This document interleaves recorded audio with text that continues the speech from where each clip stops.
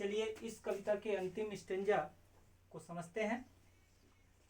मुझे ऐसा लगता है कि आपको कविता समझ में आ रही है।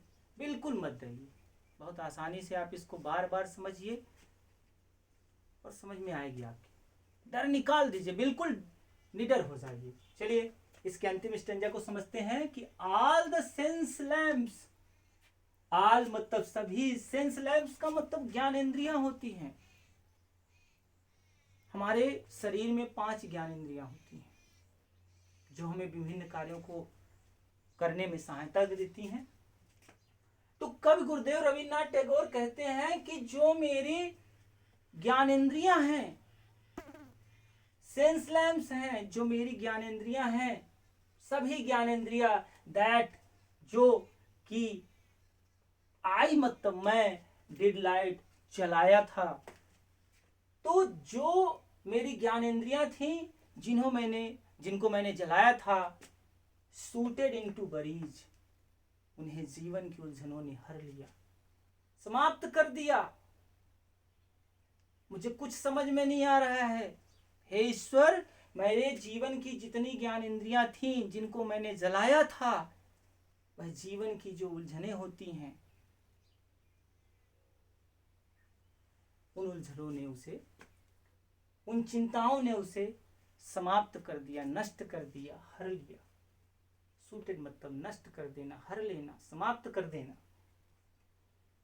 आगे कवि कहते हैं Gurudev Rabindranath Tagore, sitting at the door of my soul, sitting बैठ जाइए, एट पर, द डोर दरवाजे। अब यहां पर दरवाजे का मतलब द्वार, आप माई सोल, सोल का मतलब होता है आत्मा, सोल का क्या मतलब होता है? आत्मा। तो कवि कहते हैं कि आप मेरी आत्मा के द्वार पर विराजमान हो जाइए, बैठ जाइए। ऐसा वो क्यों कह रहे हैं? वो इसलिए कह रहे हैं क्योंकि वो आगे वाली लाइन में कहते हैं कि लाइट दाई रिसरेक्टिंग लैम्प, अपने अपने पुनर्जीवित करने वाले दीपक को जला दो। आप मेरे आत्मा के द्वार पर विराजमान हो जाओ, बैठ जाओ, और मेरे जीवन का जो अंधकार है वो समाप्त हो जाएगा। क्यों समाप्त हो जाएगा? क्योंकि जो आपका ज्ञान रूपी जो दीपक है, यह पुनर्जीवित करने वाला है। और जब आप मेरी आत्मा के द्वार पर विराजमान हो जाओगे, बैठ जाओगे, तो वो जो लैम्प्स जो मैंने पहले कभी जलाए थे, जीवन की उलझनों ने, जीवन की चिंताओं ने जिन्हें हर लिया, वह फिर से पुनर्जीवित हो जाएंगे, मुझे नवजीवन मिल जाएगा, मेरा जीवन फिर से सुधर जाएगा। फिर से एक बार देख लेते हैं कि ऑल द सेंस लैम्प्स, जो मेरी सभी ज्ञान इंद्रियां हैं, दैट आई डिलाइट, जिनको मैंने जलाया था, सूटेड इनटू बरीज, उन्हें जीवन की चिंताओं ने हर लिया, समाप्त कर दिया, नष्ट कर दिया। मुझे कुछ समझ में नहीं आ रहा है। Sitting at the door of my soul, मेरी आत्मा के द्वार पर आप विराजमान हो जाइए, बैठ जाइए और जला दीजिए अपने उस दीपक को जो मुझे पुनर्जीवित करेगा, मेरा पुनरुद्धार करेगा, मुझे नवजीवन देगा। तो इस प्रकार से ये कविता आपकी खत्म हुई। आशा करता हूं कि कविता आपके समझ में आई होगी। जहां आपको कोई लाइन समझ में नहीं आती है तो मुझे फिर से आप कमेंट बॉक्स में बताइएगा और मैं उस लाइन को फिर से आपको बताने का प्रयास करूंगा। देखिए, कोई भी पाठ हुआ, कोई भी विषय हुआ, उसे समझने के लिए, उसे याद रखने के लिए उसे बार बार करना पड़ता है। तो जब आप बार बार इस कविता को सुनेंगे, समझेंगे, तो इसके जो शब्द हैं वो आपके मन मस्तिष्क में बैठ जाएंगे।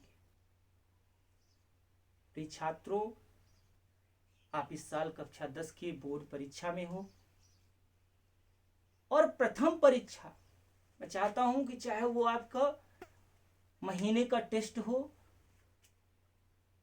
या फिर आपकी तिमाही परीक्षा हो, चाहे छमाही परीक्षा हो, चाहे वार्षिक परीक्षा हो, शुरू से ही आप इस विषय में अपनी एक कमांड बना लीजिए। अभी से आप तैयार हो जाइए और ठान लीजिए कि मुझे इस बार की परीक्षा में इस विषय में ही नहीं, सभी विषयों में अच्छे अंक पाने हैं। मैं इसमें आपकी हर मदद करूंगा। मैं आपको जिस प्रकार से आज अंग्रेजी शुरू किया हूं, इसी प्रकार से अन्य विषयों की भी वीडियोस डालूंगा और आपको अधिक से अधिक मोटिवेट करूंगा, अधिक से अधिक आपको प्रोत्साहित करूंगा। आपको हर विषयों में जो जो जहां जहां भी कठिनाई आती है, उन चीजों को मैं आपको बार बार बताऊंगा ताकि आपको किसी प्रकार का डर ही ना लगे। बस ध्यान रखिएगा, क्वेश्चन नंबर 14, 15